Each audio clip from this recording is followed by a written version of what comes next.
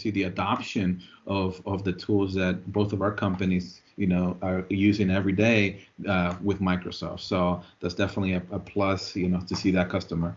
Another agency this is more on the federal civilian side. We were brought on back in October for a 2-year contract to support them on Office 365 adoption and change management training as well. So they've been investing heavily into Office 365. They migrated and done a lot of things, and now and the age demographic of this organization, it's anywhere between 50 and 55, a little bit older too, older generation folks that, not saying that they can't do the technology, but just having a little bit of need more training, more hand holding, right? At the end of the day. So we were brought in, we provided a kind of a plan of attack. We've been training them. We didn't know about the COVID stuff coming up, right?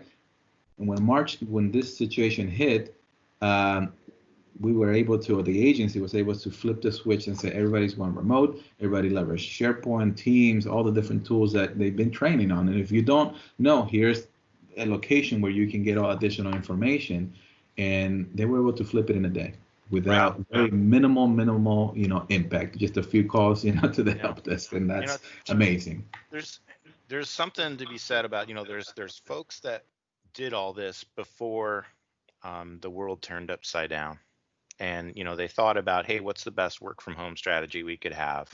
What's the best, web conferencing service that we could be on that's going to be the most collaborative for our employees? And then there were folks that companies that didn't emphasize that for one reason or another, or didn't think it was for them, or were on legacy systems where you're still dialing a number and putting in a code and a hash in order to get into a conference call, and it's like so and so has left the meeting, and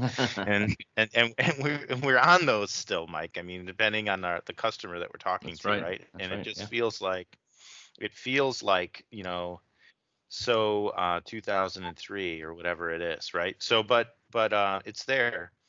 I think that maybe folks that hadn't embraced it before, the fear factor of working from home is probably gone by now. They got over the hump. They trial by fire.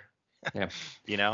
Yeah, and one of the things that's really interesting about this, I mean, you bring up a great example of somebody who got ahead of it for the very reason to make sure that workforces were more virtually enabled. And you guys did a great job of setting them up for success. I was just talking with one of our customers just a couple of days ago. It's very large, one of the largest healthcare providers in the world. And this is a little different use case. This was more on the project management side. We've been helping them for the last couple of years. They had a vision to get to, they had no real project management system in place.